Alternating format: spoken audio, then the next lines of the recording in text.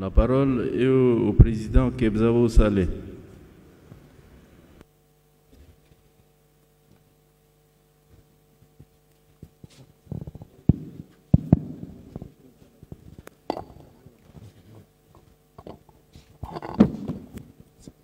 Merci, Monsieur le Président.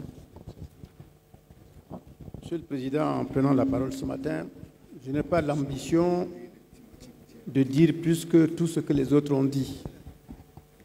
À la date de ce matin, si on devait faire le bilan de toutes les interventions, je vais dire que l'essentiel a été dit.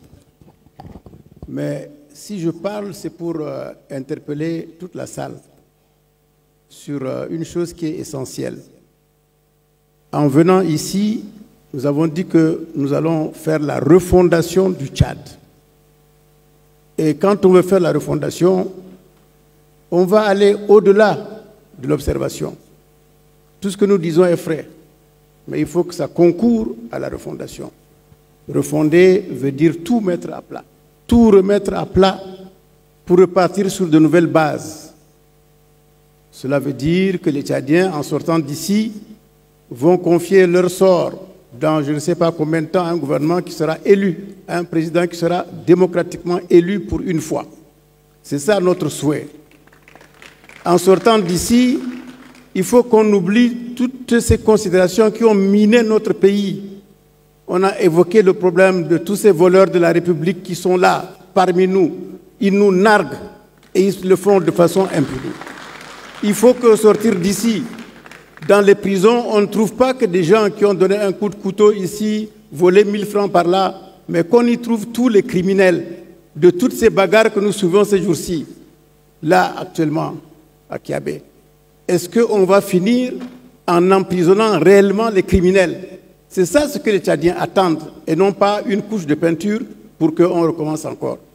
Les Tchadiens rêvent d'un changement total pour leur pays. Il faut qu'au sortir d'ici, au-delà de toutes ces considérations que nous voulons, il faut qu'il y ait l'unité nationale, la vraie. Un rassemblement des Tchadiens, c'est la seule méthode qui va nous permettre d'aller de l'avant, rejoindre le cortège des autres pays africains qui nous ont dépassés depuis longtemps et faire en sorte que vraiment, on ne cherche pas à faire du surplace ici. Que ceux qui nous tirent par derrière laissent aller la réunion de l'avant. Il faut qu'à la fin de cette réunion, des décisions courageuses, des décisions hardies et osées soient prises pour un véritable changement. Plus de rébellion, plus de politico-militaires, plus de voleurs de la République, plus d'assassinats impunis, plus de voleurs impunis et ainsi de suite. C'est ça que nous attendons.